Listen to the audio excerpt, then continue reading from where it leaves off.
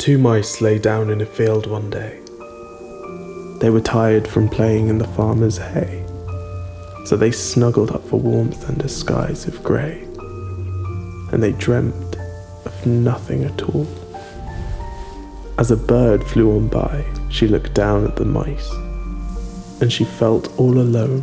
Companionship looked nice, but flew on through the air that was cold as ice, and she dreamt of the day she would die.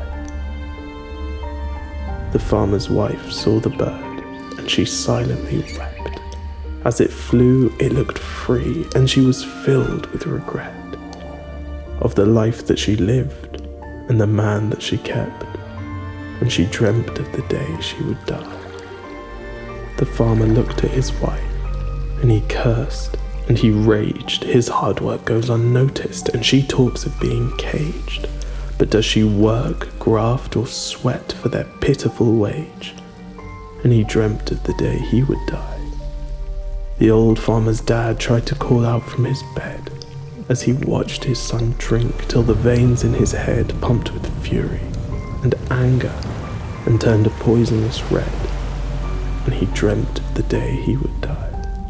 The two mice that lay down in the field on that day were oblivious to the world watching as they slept in the hay.